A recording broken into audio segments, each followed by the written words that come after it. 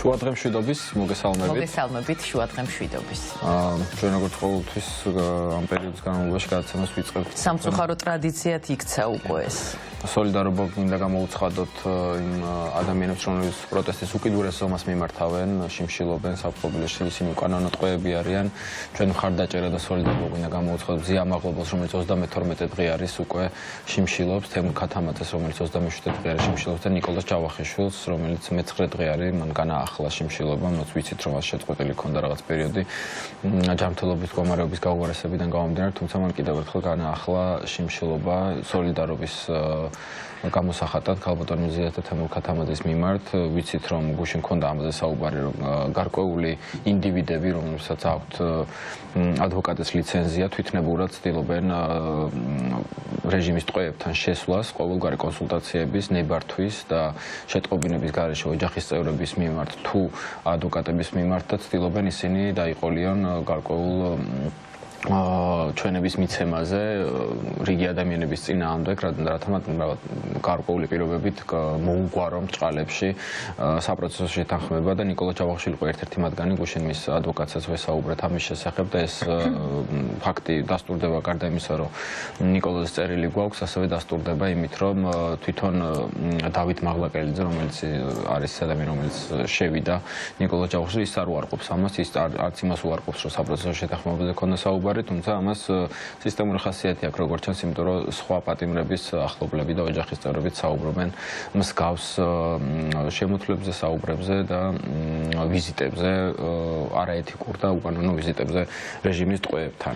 წამების ფაქტებზე, სანდრო, რომელიც ნამდვილად წარმოუდგენელია, რომ ჩვენ საუკუნეში მსგავსი რამ შეიძლება კიდევ ხდებოდეს. მართლა ჯოჯოხეთად არის ქცეული ჩემთვის პირადად ყოველი დილა და ყოველი ღამე, იმიტომ რომ წარმოიდგენ, რომ ამდენი უდანაშაულო ადამიანი, ამდენი თავისი ქვეყნის თავისუფლებისთვის, ადამიანის უფლებებისთვის მებრძოლი ადამიანი ასეთ მდგომარეობაში იმყოფება საპყრობილეში. კიდევ ერთხელ ჩემი სოლიდარობა და ჩვენი სოლიდარობა რეჟიმის პატიმრებს. ხო, არ ვიცი, დღეს 12 თებერვალია და ზუსტად 100 წლის წინ ეს ის დღე არის, როდესაც ასე ვთქვათ, პირველი შეტაკება მოხდა რუსული არმიისა და ქართველებს შორის, რომელიც შემდეგ უკვე ძალიან კარგად ვიცით, რითიც დასრულდა 25 თებერვალს თბილისი აიღეს მათ და ოკუპაცია მოხდა ჩვენი ქვეყნის და რაღაცნაირად ამ მოჯადოებულ წრეზე ვტრიალებთ და დღესაც რაღაცნაირად ხშირ პარალელებს ვავლებთ ხოლმე და სამწუხარო რეალობის წინაშე აღმოჩნდით, რომ ყავს რეპრესირებული ადამიანები და ქვეყანაც რაღაცნაირად აი ამ მარწუხებიდან ცდილობს თავის დაღწევას. ჩვენ ბევრს საუბრობთ მიმდინარე პროცესებზე და უკვე 77 დღე არის ეს აქტიური ყოველდღიური უწყვეტი პროტესტი, რაც საქართველოს ისტორიაში უპრეცედენტო შემთხვევა არის, შეგვიძლია უკვე პირდაპირ ვთქვათ, მაგრამ საინტერესო არის თუ რა შეიცვალა ამ 77 დღეში პოსტსაარჩევნოდ იმ პროცესების კვალდაკვალ 26 ოქტომბრის შემდეგ იმ პროცესების კვალდაკვალ, რაც ჩვენს ქვეყანაში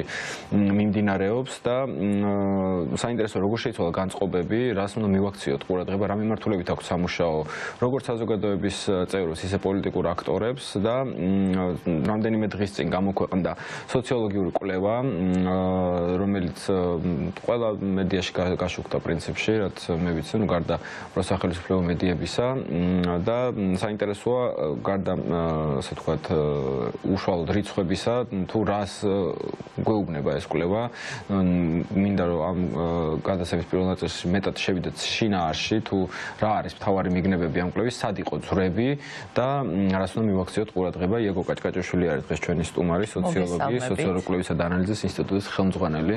მოგესალმებით ბატონო იაგო. მივესალმებით მაყურებელს. ხო, საინტერესო არის. რო იცოდეს ამ კვლევის, ასე ვთქვათ, უშუალოდ წარმოებელი არის ბატონო იაგო.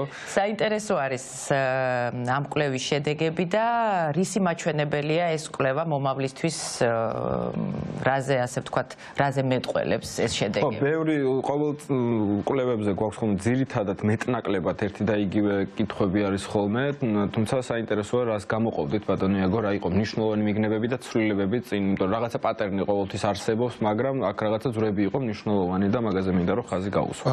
კი ბატონო, გეთანხმებით, იმდენად არ გამოვეკიდოთ, მოდით დღეს პროცენტებს და ციფრებს, თუმცა არც ერთ სოციოლოგიურ გამოკითხვა და რაოდენობრივი კვლევა ციფრების გარეშე ვერ ჩაივლის ხალე, ამიტომ რაღაც ციფრების მოტანა ცხადია მოგვიწევს.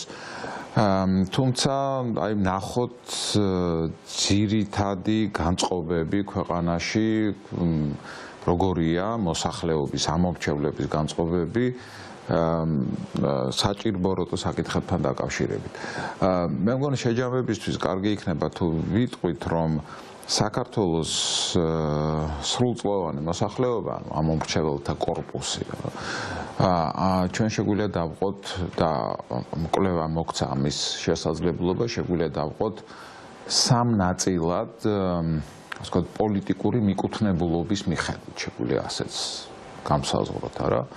და ეს კვლევა სრულიად ცალსახად აჩვენებს, ჩვენ გამოვიყენეთ არაერთი ინდიკატორი, მეტიც უნდა გითხრათ 20 ინდიკატორის საფუძველზე შევაფასეთ ეს პოლიტიკური მიკუთვნებულობა, ამიტომ ეს არ არის განსაზღვრული მხოლოდ იმის მიხედვით თუ ვის აძლევს, რომელ პოლიტიკურ ძალას აძლევს ამორჩეველი ხმას მომავალ არჩევნებში მისცემდა ამორჩეველი ხმას მომავალ არჩევნებში ან ვის მისცა ხმა გასულ არჩევნებში. კომპლექსურად ვიკვლიეთ ეს საკითხი და აღმოჩნდა, რომ საქართველოს მოსახლეობის უმრავლესობა, შეიძლება ითქვას გამოკვეთილი უმრავლესობა, ოპოზიციური განწყობების მატარებელია, ოპოზიციური განწყობების მქონეა, პროსახელისუფლო განწყობების, ან მოდი ასე ვთქვათ, ქართული ოცნების და მასთან მიმსგავსებული პარტიების ამომრჩეველთა ხვედრითი წილი არის დაახლოებით მესამედი. არის მეოთხედი, მაგრამ დიდი ბოდიში შეგეკითხებით, იმიტომ რომ მაინტერესებს რას ნიშნავს 20 ინდიკატორი. 20 ინდიკატორი ეს არის 20 ძალიან მარტივად რომ ვთქვათ, მაშინ და მადლობა ამ შეკითხვისთვის, შეიძლება გაუგებარი იყოს. კითხვარი იყო საკმაოდ მოცულობითი, ბევრ შეკითხვა შეიცავდა და ჩვენ ეს პოლიტიკური მიკუთვნებულობა გამსაზღვრეთ 20 შეკითხვის საფუძველზე, 20 ძირითადი შეკითხვის საფუძველზე, 20 ცვლადის საფუძველზე, 20 ინდიკატორის საფუძველზე. ანუ ეს არ არის აღებული მხოლოდ ერთი შეკითხვა, ვის მისცემ ხმას ხვალ რო არჩევნები გაიმართოს, არამედ ბევრი ცვლადი მონაწილეობდა. იყო შეკითხვა, რომ ვინ ემხრობა და ვინ ფიქრობს, რომ პატიმრები აუცილებლად უნდა გათავისუფლდნენ. ეს ერთ-ერთი ინდიკატორი იყო, პროტესტის მიმართ მხარდაჭერა, მეორე ინდიკატორი იყო, საგარეო ორიენტაციის შეფასება, სხვა ინდიკატორი იყო და ასე შემდეგ. ბევრი მაჩვენებელი იყო ჩართული, ეხლა ყველას ჩამოთვლას ერთ გადაცემა არ ეყოფა, ცხადია და ყველას ცალ-ცალკე საუბარს, მაგრამ აი შედგა ეს ჯამური, კომპლექსური ჯგუფები, ასე ვთქვათ, კომპლექსური ინდექსის მიხედვით ჯგუფები და ასეთ ვითარებაა. მოკლედ მესამედი არის, როგორც უკვე გითხარით, ქართული ოცნება და ასე დავარქვით ჩვენ, ანუ ქართული ოცნება და კომპანია. არა, ეს არის დაახლოებით მესამედი და ჩვენ ყავს დაახლოებით 7%-იანი ნაწილი ამომრჩევლების, რომლებიც, ასე ვთქვათ, არაიდენტიფიცირებადნი არიან მათი პოლიტიკური კუთვნილების მიხედვით. ანუ ვერ მიაკუთვნებ კონკრეტულად რომელიმე ტალღას, რომელიმე ორიენტაციას, რომელიმე ნაკადს. ოპორტუნისტები არიან, წინააღმდეგობრივი, ხან ერთი მიმართულებით გამოხატავენ საკუთარ განწყობას, ხან სრულად საწინააღმდეგო მიმართულებით. ასეთი ადამიანებიც ყავს, რასაკვირველია, მაგრამ მათი წილი არ არის დიდი. 7%-ია, როგორც უკვე გითხარით. ხო, ახლა ხო წარმოვიდგინეთ ამომრჩეველთა კორპუსი როგორ ნაწილდება მათი პოლიტიკური მიკუთვნებულობის მიხედვით, ჩვენ ასევე გავარკვიეთ თითეული ჯგუფის შიგნით გრადაციები, ანუ ხარისხები. მაგალითად, ოპოზიციურად განწყობილი შეიძლება იყოს ძლიერი, შეიძლება იყოს ზომიერად განწყობილი ან სუსტად განწყობილი. ისევე როგორც ქართული ოცნების და კომპანიის ამორჩეველი, ხო? ისინი შეიძლება იყვნენ ძლიერები, ზომიერები და სუსტები. აი აქ ძალიან საინტერესო რამ აღმოჩნდა, რომ ქართული ოცნების და მასთან მიმსგავსებული პარტიების ამორჩეველთა უმრავლესობა, ეს არის 64%, არის სუსტი ორიენტაციის მქონე, ანუ სუსტად აკუთვნებენ თავს ქართულ ოცნებას ან ქართულ ოცნებასთან მიმსგავსებულ იდეოლოგიური დაღირებულებით თვალსაზრისით მიმსგავსებულ პარტიებს, ხო? ეს იმას ნიშნავს, რომ ქართული ოცნების ამორჩეველი დღეს მყარად არ დგას ორ ფეხზე, თუ შეიძლება ასე ითქვას და ის არ არის ერთგული ამომრჩეველი ქართული ოცნების, ყოველ შემთხვევაში ქართული ოცნების მიმართ კი აძლევს მას ქართულ ოცნებას ხმას, ან მისცემდა ხმას, მაგალითად, ან იზიარებს გარკვეულ პოლიტიკას, გარკვეულ ნარატივებს ქართული ოცნების, მაგრამ ეს არ არის თანმიმდევრული და ერთმნიშვნელოვანი მხარდაჭერა, თუ შეიძლება ასე ითქვას. ან ძალიან მარტივად თუ ვიტყვით, ქართული ოცნების ამორჩეველი დღეს ორ ფეხზე მყარად ვერ დგას, უმრავლესობა. ხლა ხდება ოპოზიციურ ამორჩევლებში, ოპოზიციურ ამორჩევლები გაყოფილია აი ამ შიდა გრადაციების მიხედვით. დაახლოებით 40%-ია ისეთი, რომელსაც აქ მყარად გამოხატული ოპოზიციური განწყობები. დაახლოებით 35%-ია ისეთი, რომელსაც აქვს სუსტად გამოხატული ოპოზიციური განწყობები და დანარჩენი არის შუაში. ანუ რას გვეუბნება ჩვენ ეს, რომ დღეს ოპოზიციური განწყობის მქონე მატარებელი ოპოზიციური განწყობების მატარებელი ადამიანი უფრო თავდაჯერებულია თავის კუთვნილებაში, პოლიტიკურ კუთვნილებაში, ვიდრე ქართული ოცნების მომხრედა. აი ნახეთ, ეს თუ გადავავლევთ იმ რეალობას, თვალს რომელშიც ჩვენ ცხოვრობთ, ეს თითქოს სახეზეა, ხო? ჩვენ ვხედავთ უწყვეტ პროტესტს, რომელიც არის თვით აქტიური, თვით გააქტიურებული, თვით განახლებადი და მას არ მართავს რომელიმე პოლიტიკური ძალა, ხო? ეს არის მოქალაქეების თვით აქტიურობის საფუძველზე გაჩენილი პროტესტი, რომელიც გრძელდება თვეობით, ჩვენ ვხედავთ. რასაკურველია განსხვავებული ინტენსივობით, მაგრამ ეს ხო არ არის თავარი. თავარია ის, რომ ადამიანებს აქვთ სურვილი საჯაროდ ქუჩაში, ღამეში, ყინვაში დაიცვან საკუთარი განწყობები და საკუთარი დამოკიდებულებები, ხო? ეხლა ქართული ოცნების წარმომადგენლები ამბობენ, რომ პარტიის წარმომადგენლები ამბობენ, რომ ჩვენ მხარდამჭერებს ვაკავებთ, რომ ისინი არ გამოვიდნენ, რომ მათაც აქვთ სურვილი, რომ გამოვიდნენ და გამოხატონ მხარდაჭერა.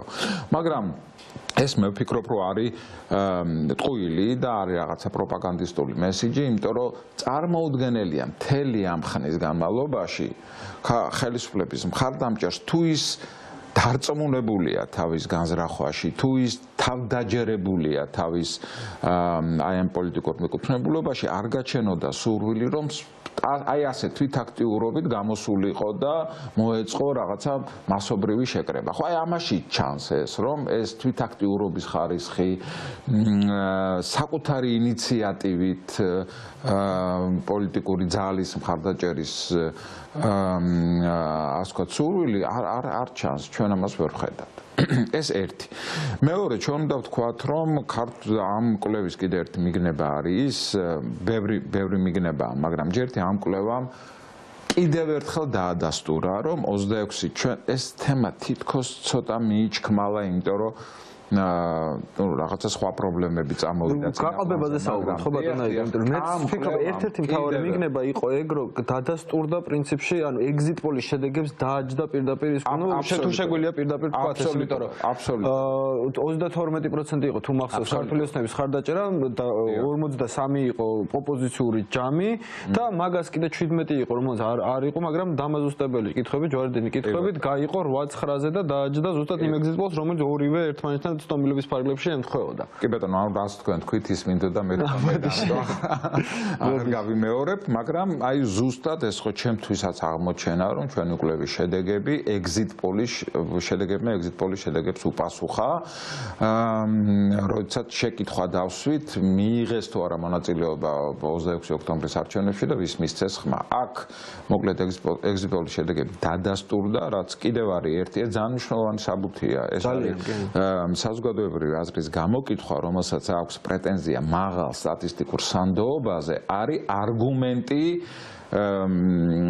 გარკვეული მოვლენების შეფასების. და ამ შემთხვევაში, როდესაც ვამბობთ, რომ არჩევნები იყო манипуლირებული და ის გაყალბდა, ეს კვლევა ამის ერთ-ერთი ძალიან მყარი და ერთმნიშვნელოვანი არგუმენტია, ეს კიდევ ერთი მიგნება და კიდევ ერთი, რაზეც მინდა ველაპარაკო, არის ის, რომ ქართულ ოცნებას შეუმცირდა მხარდამჭერები 26 ოქტომბრის არჩევნების შემდეგ მე გეტყვით, რომ აი მაშინ როგორც უკვე გითხარით, ქართული ოცნების მხარდაჭერა exit poll-თან exit poll შედეგებთან ახლოსაა, ანუ ჩვენი კვლევით ეს არის დაახლოებით 40%, 39-40%.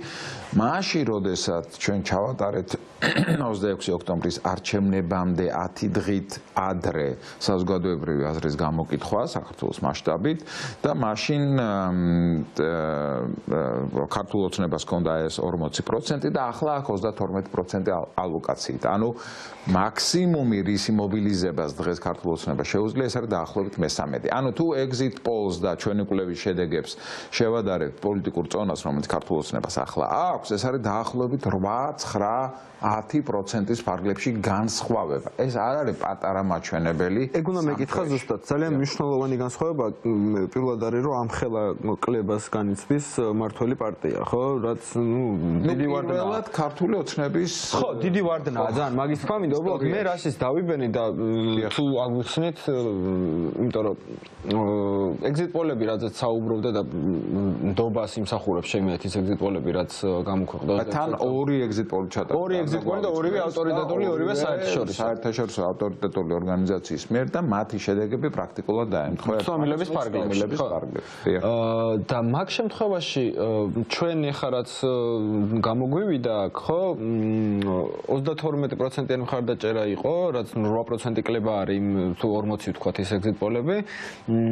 თუ კლება არის მაგ შემთხვევაში, ანუ კლება როგორ გამოდის, როდესაც ისევ 40%-ზე გამოდის, ეხლა 20-ის მხარდაჭერა მაგას ვერ გამოდის 26 ოქტომბრის არჩევნებთან მიმართებით. ანუ 40% ის რაც თქვენ თქვით, რომ კითხვა არის დასმული რეტროსპექტიულად, გავიგე, ხმა იმაზეა დასმული შეკითხვა და შემდეგ ხვალ რო ჩატარდეს ვის მისცემ. და მანდ არის 8%-იანი ვარდნა. დიახ, რასაკვირველია. ანუ ის exit poll-თან თანხმობა გაუგებარი რო არ იყოს მაყურებლისთვის, exit poll-თან თანხმობა აღმოჩნდა იმ შეკითხვასთან მიმართებაში, მიიღო თუ არა მონაწილეობა 26 ოქტომბრის არჩევნებში და ვის მისცა ხმა, ხოლო აი ეს განსხვავება 8-9-10%-იანი განსხვავება აღმოჩნდა იმ ცვლადთან მიმართებით, ხვალ რომ ჩატარდეს არჩევნები ვის მისცემ. კი, მე მაქვს ერთი თუ გავიგებ. არა, გასაგებია აბსოლუტურად.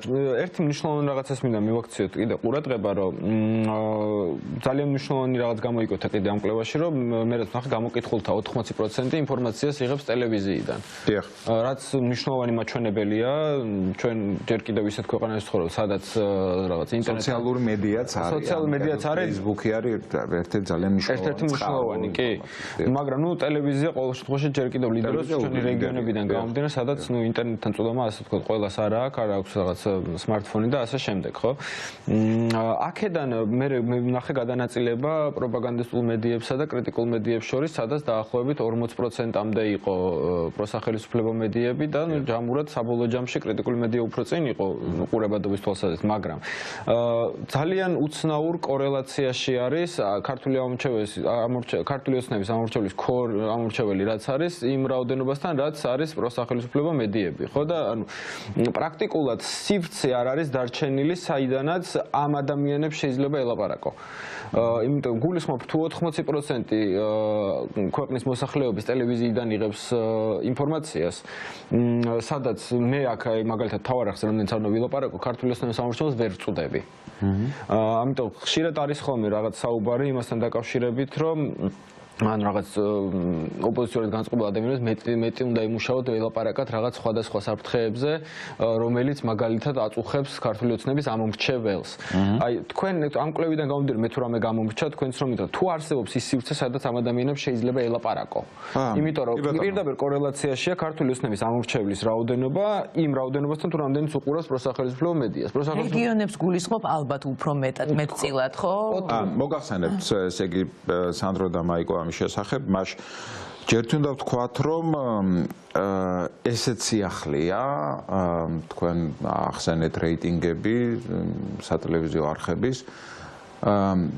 მოკლედ, მთელი ამ წლების განმავლობაში იმედი დიდი დისტანციით ლიდერობდა ყურებადობის თვალსაზრისით ცალკეულ ოპოზიციურ არხებთან მიმართებით.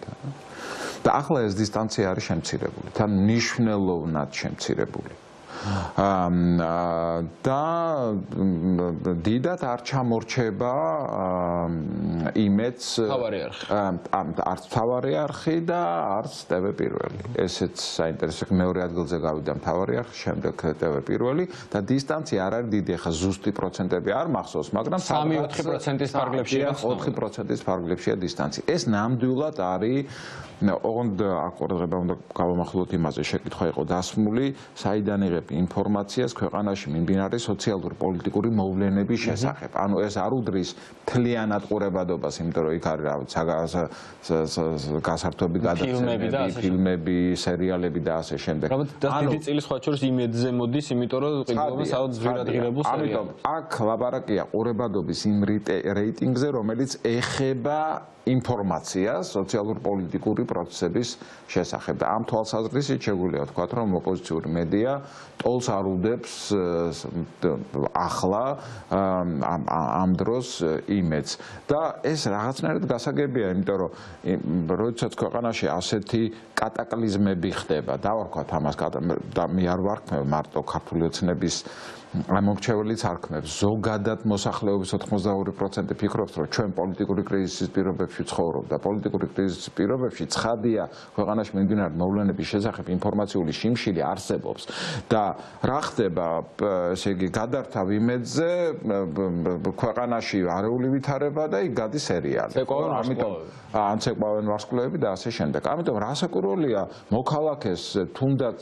ესე იგი ოპოზიციური პარტიების ეს ქართული ოცნების ამორჩეველს აინტერესებს რა ხდება ქვეყანაში, ამიტომ ის გადართავს კრიტიკულ არხებზე, არა? ეხლა რაც თქვენ თქვით, არის თუ არა სივრცე იმისთვის, რომ ელაპარაკო ქართული ოცნების ამორჩეველს კრიტიკული მედიიდან. არის რასაკვირველია, იმიტომ რომ ეხლა მე ზუსტი პროცენტები არ მაქვს, მაგრამ თუ ჩვენ აი თითეული ჯგუფის შიგნით დავითვლით არხების ყურებადობა სოციალურ-პოლიტიკური მოვლენების შესახებ, ცხადია ქართული ოცნების და კომპანიის ამომრჩეველთა ჯგუფში იმედის ყურებადობის ხვედრით წილი მნიშვნელოვნად იზრდება, მაგრამ ასევე სერიოზული ნაწილია იმ მოქალაქეების, ვინც კრიტიკულ მედიას უყურებს. ანუ ისი არ არის, რომ კრიტიკული მედია მხოლოდ არ მეყვარს ეს სიტყვა, მაგრამ ეხლა ეს მომდის თავში, მხოლოდ ბაბლს წვდება, არ არის ეგრე და ეს არის შეიძლება ითქვას, რომ ოპოზიციური სატელევიზიო არხების ან კრიტიკული სატელევიზიო არხების მიღწევა ამ თვეებში. ნამდვილად არის. განსაკუთრებით იმ პირობებში, რა პირობებშიც უწევთ ოპოზიცია. საინტერესო არის იმდენად სწრაფად იცვლება მოვლენები საერთაშორისო პოლიტიკაში ჩვენ ქვეყანაში, რომ რამდენად შეიძლება, რომ აი ამ კვლევებშიც იყოს დიდი ცვლილებები. თქვენ 20 შეკითხვა ახსენეთ, თუნდაც ის, რომ ვთქვათ, აი ოცნების მხარდამჭერი, რომელიც ვთქვათ, არ ემხრობა იმას, რომ პოლიტპატიმრები უნდა ყავდეს ქვეყანას და ისინი უნდა გამოვიდნენ. აი ვთქვათ, თუ მოხდა სიტყვაზე გამოშვება პოლიტპატიმრების, რამდენად შეიძლება, რომ ეს ხმები დაიბრუნოს ისევ ოცნებამ, ან ნებისმიერი მათი ნაბიჯი, თუნდაც შეცდომითი ნაბიჯი იყოს, ან პირიქით გადადგმული, რამდენად შეიძლება, რა თქმა უნდა, შეიძლება, ყველაფერი შეიძლება. მაიკო, თქვენ ეხლა რაც თქვით, ეს არის ამაშია უпростоრედ სოციოლოგიური კვლევების და გამოკითხვების ხიბლი. ანუ სოციოლოგიური გამოკითხვები მიჰყვება რეალობას, თუ შეიძლება ასე ითქვას, მაჯის ცემაზე უდევს ხელი და ის ყოველთვის დაკავშირებულია იმ სოციალურ დროსთან და სივრცესთან, რომელშიც ვცხოვრობთ და შესაბამისად სოციოლოგიურ გამოკითხვებს შეუძლია ასახოს განწყობებში და დამოკიდებულებებში ცვლილების დინამიკა. ამიტომ ყოველთვის მიზანშეწონილია, რომ როდესაც ჩატარდება ის კვლევა, რომელიც იმ დროს და სივრცეს ეკუთვნის, რომელშიც ის ჩატარდა, შემდეგ ეს შემოწმდეს გარკვეული დროის შემდეგ და ვნახოთ ცვლილება რა არის. ცვლილებები რასაკვირველია ხდება, ჩვენ დინამიკურ საზოგადოებაში ვცხოვრობთ, მით უფრო, როდესაც აი ასეთ არასტაბილურ გარემოში ცხოვრობ, ცვლილებების პოტენცია კიდევ უფრო მეტია, ამიტომ კიდევ უფრო იზრდება სოციოლოგიური გამოკითხვების მნიშვნელობა, თუმცა რასაკვირველია არსებობს ისეთი განწყობები, რომლებიც დროში და სივრცეში მეტნაკლებად სტაბილურია და ისე სწრაფად არ ექვემდებარება ცვლილებას როგორც სხვა. ეხლა ჩემთვის რთულია ამ წუთას გამსაზღვრო რა არის რის მიმართ არის ისეთ სტაბილური დამოკიდებულება, რომელიც არ შეიცვლება დროში. არა, არ არის რთული შემიძლია განსაზღვრა. აი მაგალითად 86% არის ევროკავშირში გაწევრიანების მომხრე. 74% ნატოში გაწევრებას უჭერს მხარს. და მათ შორის ქართული ოცნების და კომპანიის მომხრეთა ჯგუფში მნიშვნელოვანი პროცენტი, რამდენიც მახსოვს, მინიმუმ მეხუთედი უჭერს მხარს ევროკავშირში გაწევრებას. მაგრამ აქვე კვლევა მაჩვენა ერთი, მოდი ასე ვთქვათ, წინააღმდეგობრივი შედეგი. წინააღმდეგობრივი არა იმიტომ, რომ კვლევამ დააკლო რამე და აქ რაღაც სტანდარტი იქნა დარღვეული, არამედ ჩვენი მოსახლეობის მნიშვნელოვან ნაწილში არსებობს ფსიქოლოგები ამას ეძახიან კოგნიტურ დისონანსს. ანუ ცნობიერებაში, როდესაც ადამიანი ცდილობს შეათავსოს ერთმანეთთან პრინციპულად შეუთავსებელი. აი მაგალითად, უმრავლესობა მე გითხარით 74% ნატოში გაწევრიანებას ემხრობა, მაგრამ ასევე უმრავლესობა, ეხლა ზუსტად პროცენტი არ მახსოვს, მაგრამ 60% მაინც არის, რომელიც მომხრეა იმის, რომ ქვეყანა არ გაერთიანდეს არც ერთ სამხედრო კავშირში და შეინარჩუნოს ნეიტრალიტეტი. 54 იყო თუ მაგ ხო, ყოველ შემთხვევაში უმრავლესობა იყო. ეს ფაქტობრივად შეუძლებელია, ხა შეუძლებელია თან ნატოში გაწევრიანება გინდოდეს და თან ნეიტრალიტეტი, იმიტომ რომ ეს ორი ერთმანეთს გამორიცხავს. მაგრამ არის ეს პრობლემა, ხო? ხედავთ ჩვენ ამ პრობლემას. შესაძლოა ნეიტრალიტეტში ნეიტრალიტეტის შენარჩუნების იდეას ამაგრებს, ასე ვთქვათ, ომის შიში, რომ თუ ნეიტრალური იქნები, მაშინ ომი არ მოხდება. მოკლედ, ამ პრობლემას თვალი უნდა გაუსწოროთ და უნდა ვიმუშაოთ ადამიანებთან, მათ შორის პოლიტიკურმა პარტიებმა უნდა იმუშაონ ადამიანებთან, რომ რა არის ნეიტრალიტეტის შენარჩუნების პლუსები და მინუსები. ქვეყნის უსაფრთხოების ფარი უფრო მეტად ნატოა თუ უფრო მეტად ნეიტრალიტეტის შენარჩუნება. ამაზე სამუშაოა, იმიტომ როგორც ჩანს, აქ ადამიანებს აქვთ წინააღმდეგობრივი განწყობები და ეს წინააღმდეგობრივი განწყობები ცხადია უნდა გაიფანტოს. მით უფრო რომ ქართული ოცნების ამორჩეულთა ჯგუფში და ზოგადად ქართული ოცნების და მასთან მიმსგავსებული პარტიების მომხრეთა ჯგუფში ეს ნეიტრალიტეტის იდეა კიდევ უფრო მეტად პოპულარულია. მიუხედავად იმისა, რომ ისინიც მხარს უჭერენ ნატოში გაწევრებას. ასე რომ ეს არის ერთ-ერთი დილემა, რაზეც უნდა იმუშაოს ესე იგი პოლიტიკურმა კლასმა აუცილებლად. ბატონო, ჩემ ბოლო კითხვას პრინციპში მაგას ეხებოდა და თუ კიდევ არის რამე ეგეთი, მაგაზეც მინდა ვისაუბროთ, რომ თქვენთვის რა იყო საგანგაშო ამ კვლევაში? საგანგაშოში გულისხმობ იმ თვალსაზრისით, რომ ოპოზიციურად განწყობილ მხარეში საგანგაშო რა შეიძლება იყოს ამ კვლევიდან გამომდინარე, რაზეც სამუშაო აქვს არამხოლოდ პოლიტიკურ აქტორებს, არამედ საზოგადოების ნაწილსაც, რომელიც აქტიურია იგივე სოციალურ ქსელში თუ ტელევიზიებით. იმიტომ რომ ერთ-ერთი ეგ იყო მე რაც თვალში მოხვდა ყველაზე მეტად, იმიტომ რომ ეგ არის წილი არც თუ ისე პატარა მოსახლეობის უმრავლესობაზეა საუბარი, რომელსაც შეიძლება გარკვეული კითხვები ქონდეს და მარტივად დარწმუნებადი იყოს, რომ ნეიტრალიტეტი არ არის, ასე ვთქვათ, არჩევანი ამ შემთხვევაში, იმიტომ რომ ნეიტრალიტეტი ავტომატურად ნიშნავს რუსეთთან იზოლაციას, ეგ შორს დაგვიყვანს ეგ თემა. თქვენთვის რა იყო კიდევ ერთხელ კითხვა საგანგაშო ამ კვლევაში ერთი საგანგაშო ასე მკაცრ სიტყვას არ გამოვიყენებდი, მაგრამ ყოველ შემთხვევაში ყურადღება მისაქცევი, მე ასე ვიტყოდი. საგანგაშო ამ კვლევაში არაფერია, მე ვფიქრობ, რომ საკმაოდ ჯანსაღია დამოკიდებულებების თვალსაზრისით საქართველოს მოსახლეობა, ყოველ შემთხვევაში მოსახლეობის უმრავლესობა, ბევრი მახასიათებლის მიხედვით მე ყურადღებას მივაქცევდი კიდე ერთ რამეს. მე გითხარით, რომ ოპოზიციურად განწყობილია 60%. ამ დროს ცალკეული ოპოზიციური პარტიების გამოხატული მხარდაჭერა ნაკლებია. ყარი არის 40-ის. ხო, ანუ ვერ ფარავს ამ 60%-ს არჩევანი ოპოზიციური პოლიტიკური პარტიების. ეს იმას ნიშნავს, რომ ოპოზიციურ ველზე მოსახლეობის მნიშვნელოვანი ნაწილი ელოდება სიახლეს. ეს სიახლე შეიძლება იყოს ახალი პოლიტიკური ძალების გაჩენა თუ ძველი პოლიტიკური ძალების ახალი დიზაინით გადაჯგუფება ეს საფიქრია ასევე. ანუ ჩვენ ხედავთ პროტესტს, მაგრამ ასევე ხედავთ იმასაც, რომ პროტესტს არ აქვს ვიწრო გაგებით პოლიტიკური შემადგენელი. და ეს შემადგენელი უნდა გაჩნდეს აუცილებლად. და აქვე ვიტყვი, რომ კვლევამ ცალსახად აჩვენა აი პოლიტიკოსების მიმართ კეთილგანწყობის ხარისხით შევაფასეთ ჩვენ და კვლევამ ცალსახად აჩვენა მაგალითად სალომე ზურაბიშვილის უპირობო ლიდერობა მოქმედ პოლიტიკოსებს შორის. ერთ-ერთი ვარიანტია, როდესაც თქვი ახალ პოლიტიკურ დიზაინზე, რომელსაც ოპოზიციურად განწყობილი ამორჩეველი მით უფრო ელოდება, ეს არის სალომე ზურაბიშვილის ქუთქვეშ ან მის გარშემო ну თქვათ ოპოზიციური გაერთიანების შექმნა, რომელიც იქნება ნამდვილად სიახლე და ეს არის გამოწვევა, აი გვიყვარს ხო ეს. რომელსაც შეიძლება იმ ადამიანების ასე ვთქვათ ყანყალი ფეხზე დააყენოს. რა საკვირველია და შესაძლოა ქართული ოცნების და მსგავსი პარტიების ამორჩეულთა ჯგუფში სუსტი ორიენტაციის, რომელიც უმრავლესობას წარმოადგენს, როგორც უკვე გითხარით, ოპოზიციონერთა ჯგუფში გადმოყვანის თუ გადმობირების კარგი ნიშა გაჩნდეს მექანიზმიც აღმოჩნდეს. ძალიან დიდი მადლობა ბატონო იეგო საინტერესო საუბრისთვის და პირველ რიგში თუ აქამდე რაღაცა მშრალად გვესმოდა ხოლმე სოციოლოგიური გამოკვლევების პასუხები მეტად უფრო შინაარსში შევედით და ნამდვილად საინტერესო მადლობა საუბარი. დიდი მადლობა დაგემშვიდობებით, მშვიდობიან დღეს გისურვებთ. ჩვენ ხანმოკლე რეკლამაზე გავალ და რეკლამის შემდეგ დაგიბრუნდებით საზოგადოებრივი მაუწყებლის გარშემო განვითარებული მოვლენებით. სტუმრად გვეყოლება გიორგი ჭანტურია, განათლების პოლიტიკის ცენტრის დირექტორი და მარიამ დალაქიშვილი განათლების ექსპერტი, ასე რომ დაგვევლოთ.